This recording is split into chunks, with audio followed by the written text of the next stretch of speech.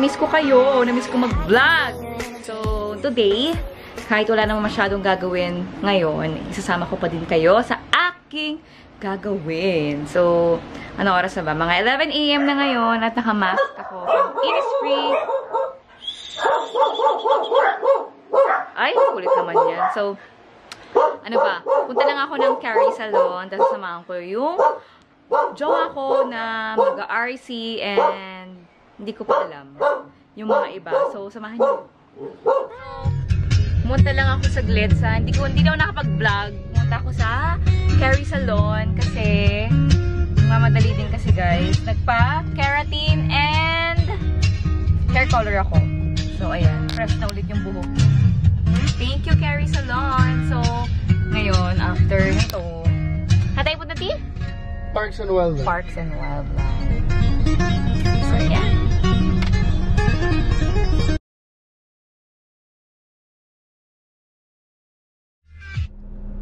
Andito tayo guys sa Parks and Wildlife.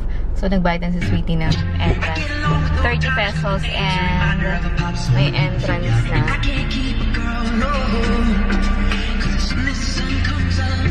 Ayun guys, naganap ako dito ng place dito sa Wildlife na medyo tahimik. Para wala lang mag-isip-isip and gusto ko rin kayong makausap, update sa buhay ko, kung ano ba talaga nangyari sa akin, ba't ako nawala, and bakit ako, kung yung iba sa inyo naka-follow sa akin sa Instagram and Facebook, bakit hindi ako nagpo-post siguro simula nung January. Ang tawag dito, gusto ko lang din ikwento sa inyo kung ano yung nangyari sa akin, and since medyo okay na ako compare nung mga last 2 months, as in sobrang stress ako noon, sobrang stress talaga. Wala akong kinakausap na ibang tao, ayoko makausap yung mga friends ko, ayun, kasi nung January, January nalaman kong pregnant ako. So, super happy ako guys noon, as in, kasi syempre, mag-32 years old na ako this coming April 9, and yung boyfriend ko, 12 years na rin kami. So, parang, nung nalaman ko pregnant ako, syempre okay lang, kasi ang petsa na, diba? Tanda ko na, diba? So, okay lang. So, super happy. Sinabi ko kagad sa friends ko, sa parents ko, sa kapatid ko. So, okay, happy. Kumbaga, nandun ka sa high point ng life mo. Tapos, sobrang roller coaster lang kasi 6 weeks, first kong nagpa-OB. So, okay naman. May heartbeat siya. 114 yung BPM niya. So, okay. Sobrang happy ko noon. Tapos, pero medyo mababa siya, guys. Ayun, so, balik daw ako after 2 weeks. So, after 2 weeks, 8 weeks na ako noon. Pagka transvaginal ko, ayun, nawalan siya ng heartbeat. Nag-stop siya lumaki ng 6 weeks and 5 days. Hindi na siya lumaki. Hindi na siya nag-level up. Hindi na siya lumaki nga. So, ayun, nag-stop yung heartbeat niya. So, sobrang sakit dun, guys. As in,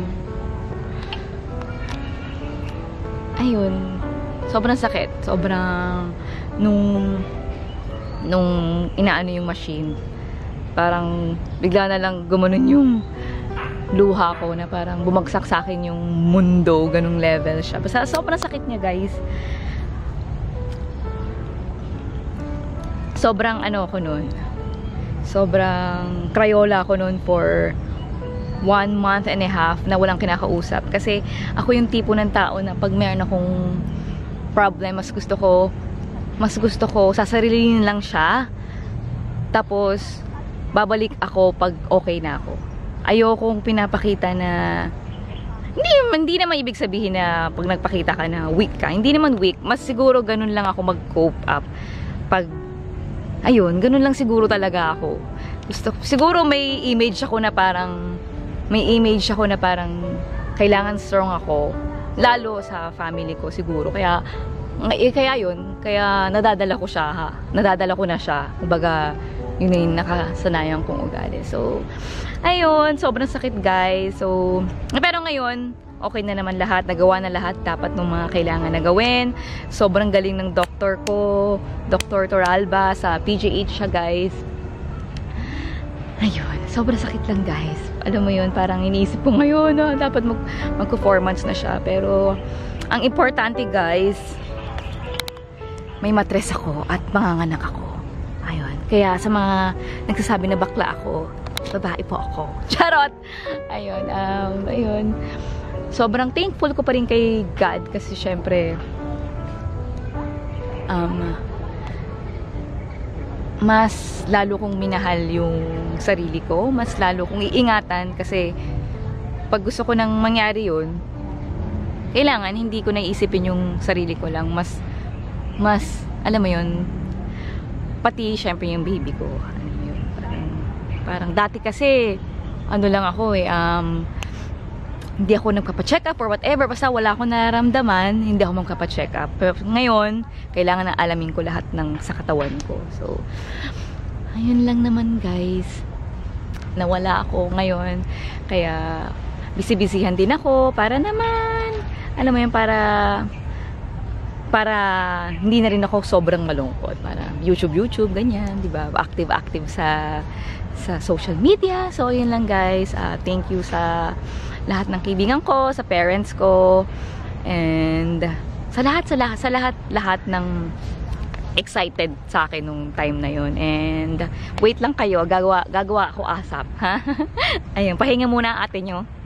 Pahinga muna ako. Pero if ever naman, update ko na naman kayo guys kung ano nangyari sa akin. Yeah.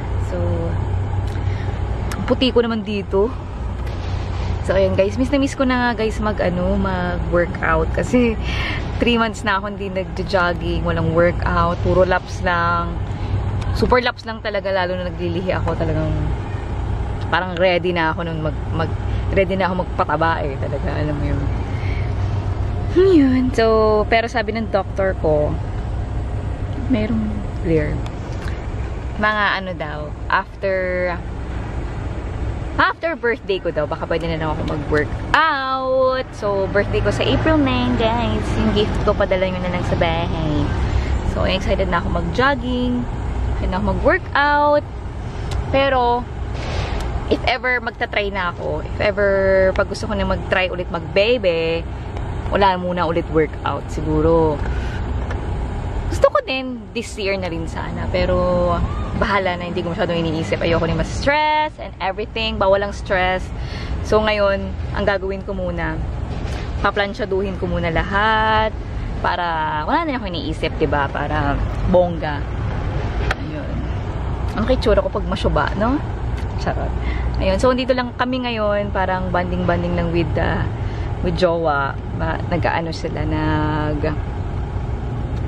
RC and RC tsaka yung lumilipad yun.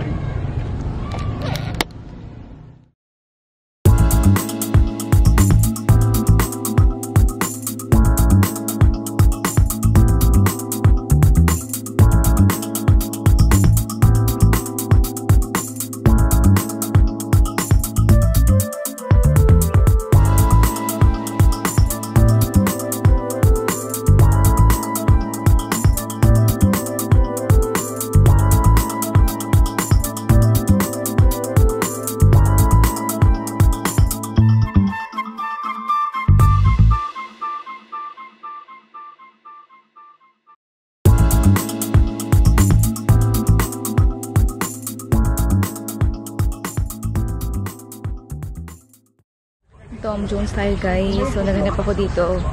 Merong mga food stall dito sa Parks and Wildlife. So nakahanap tayo ng burger with cheese and egg. So naglalaro lang sila doon. Dead mabasa ako.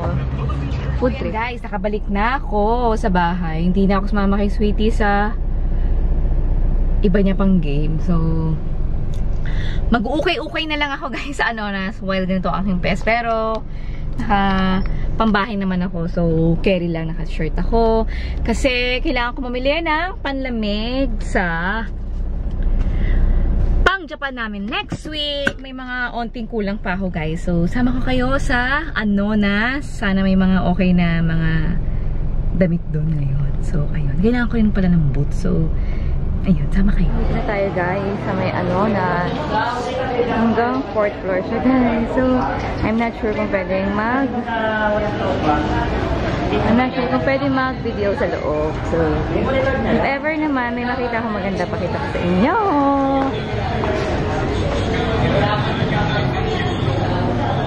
So, hindi na ako nagdala ng phone. So, ayan. Ganyan lang siya. I'm sure alam na itong lugar na to.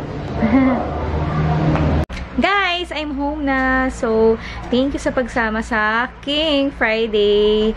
Mag-milk tea na lang ako while playing Diablo sa TV. Wala, para naman may ginagawa ako. Ayun. And, ayun lang. Thank you guys for watching and see you on my next video. I love you guys. So, ayan lang ako ngayon, guys. Kakumpisa ko pa lang. Level 24 pa lang. So, wala lang. Para may ginagawa ko sa bahay. Hindi lang puro Netflix.